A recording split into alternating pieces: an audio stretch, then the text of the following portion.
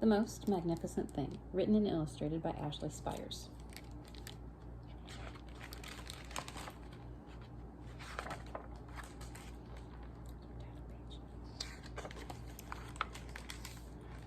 This is a regular girl and her best friend in the whole wide world. They do all kinds of things together. They race, they eat, they explore, they relax. She makes things.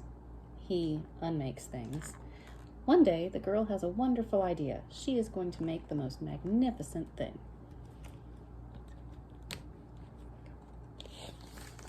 She knows just how it will work. She knows just how it will look. All she has to do is make it, and she makes things all the time. Easy peasy. First, she hires an assistant. Next, they gather supplies. They set up somewhere out of the way and get to work. The girl tinkers and hammers and measures, while her assistant pounces and growls and chews.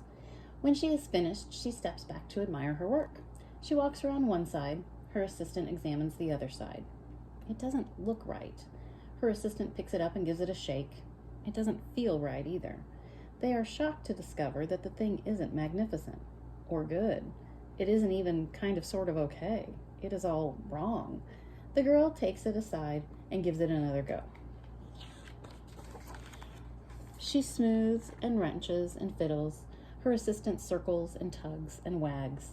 When she's finished, she stands up and takes a long look at it. Her assistant gives it a nudge with his paw. The thing is still wrong.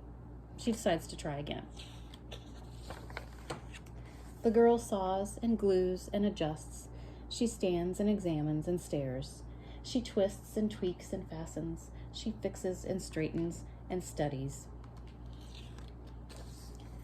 She tries all different ways to make it better.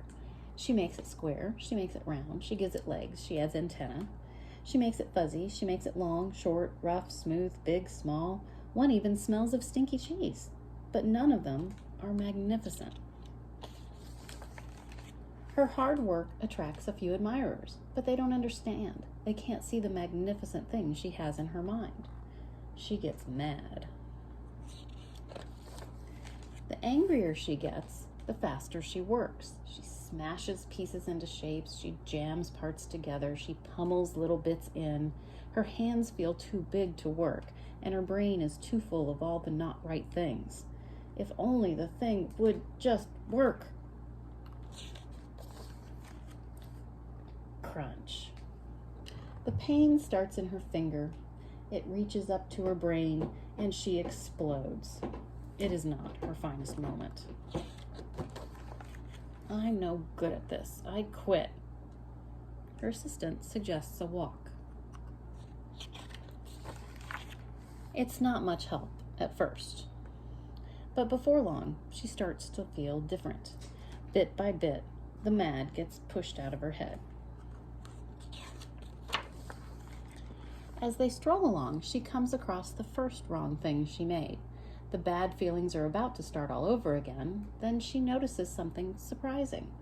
There are some parts of the wrong things that are really quite right. The bolts on one, the shape of another, the wheel-to-seat ratio of the next. There are all sorts of parts that she liked.